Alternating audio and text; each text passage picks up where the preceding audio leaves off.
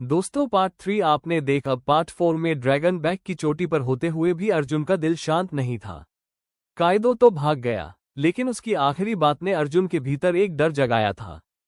सच्ची शक्ति समुद्र के सबसे गहरे अंधकार में छुपी है। समुद्र की गहराइयों में क्या छिपा है? कौन सी ताकत कायदो को इतनी हिम्मत दे रही है? अब जवाब ढूंढना अर्जुन का कर्तव्य था। अगली सुबह अर्जुन विक्टोरिया हार्बर पहुंचा।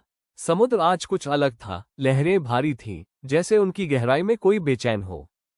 अर्जुन ने पत्थर उठाया। उस पर अचानक पानी की बूंदें उभर आईं, जैसे पत्थर खुद समुद्र के आंसू महसूस कर रहा हो।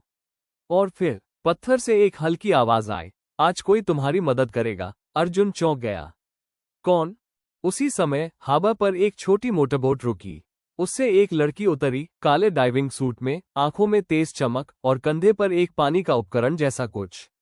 वो सीधे अर्जुन के पास आई और बोली, तुम ही हो नया संरक्षक? अर्जुन हक्का बक्का, तुम मुझे कैसे जानती हो? लड़की मुस्कुराई, मेरा नाम लियान है। मैं ओशन गार्ड यूनिट की सदस्य हूँ। हम समुद्र के असामान्य घटनाओं पर नजर रखते हैं। तुम्हारे आने से ऊर्जा में बदलाव आया है, इसलिए हमें पता चल गया। अर्जुन को महसूस हुआ वो पहली बार अकेला नहीं था।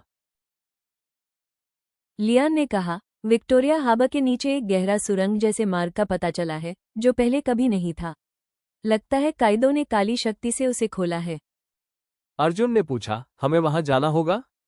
लियान बोली, अगर तुम तैयार हो तो आज ही। दोनों मोटरबोट पर चढ़ गए और समुद्र के बीच की ओर बढ़ने लगे। समुद्र का रंग धीरे धीरे नीले से काले में बदल रहा था। लियान ने अर्जुन को ऑक्सीजन सूट दिया। दोनों पानी में उतरे। जैसे जैसे वे नीचे जाते, पानी ठंडा होता गया और चारों तरफ एक अजीब सी चुप्पी फैलने लगी।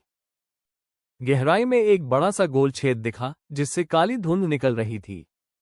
लियान बोली, यही है कायदो द्वारा खोला गया अंधकार सुरंग।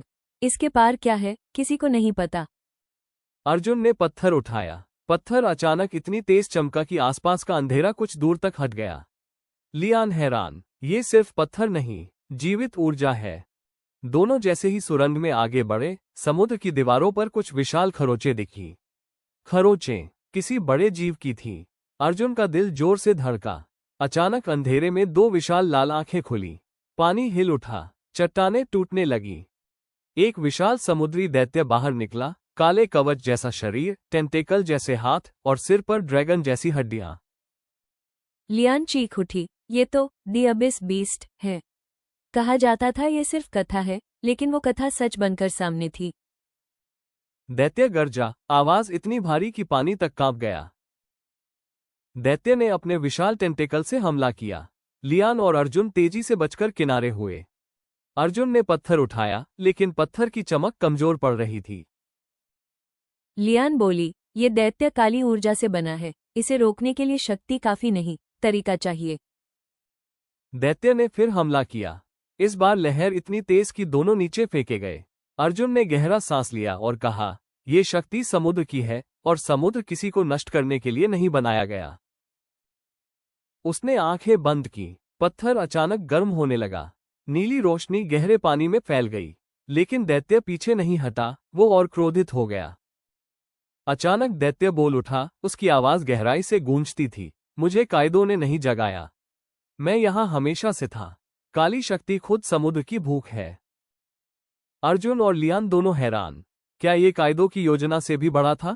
दैत्य बोला, तुम दोनों बहुत देर से आए हो। उसी पल दैत्य ने अपनी आंखों से लाल चमक छोड़ी। पूरी सुरंग हिलने लगी। लियान चिल्लाई, अर्जुन, बाहर निकलना होगा, अभी। लेकिन दैत्य मार्ग रोक चुका था।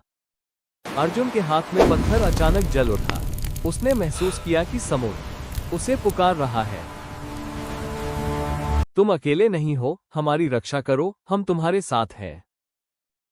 अर्जुन ने पत्थर को ऊपर किया। उसकी नीली ऊर्जा पूरे पानी में फैल गई, एक तेज गूंज के साथ। दैत्य दर्द से चीख उठा। सुरंग थोड़ी खुल गई। लियान ने अर्जुन का हाथ पकड़ा। चलो। दोनों तेजी से ऊपर की ओर तैरने लगे। दोनों सतह पर आए तो समुद्र शांत था, लेकिन आसमान का एक हिस्सा काले बादलों से भरा हुआ था। लियान ने कांपते हुए कहा, अर्जुन। अर्जुन, वो दैत्य सिर्फ शुरुआत था। समुद्र के नीचे और भी रहस्य हैं। अर्जुन ने क्षितिज की ओर देखा। काला बादल फैल रहा था, मानो समुद्र की गहराई से निकलकर शहर तक आना चाहता हो। युद्ध अब सच में शुरू हुआ है, अर्जुन ने फुसफुसाया। उसके हाथ में पत्थर चमक रहा था, लेकिन इस बार हल्की लाल चमक भी दिखाई दी। दोस्तों, इसी के साथ पार्ट 4 समाप्त हुआ। पार्ट 5 जल्दी देखने को मिलेगा। देखते रहिए सुनो कहानी।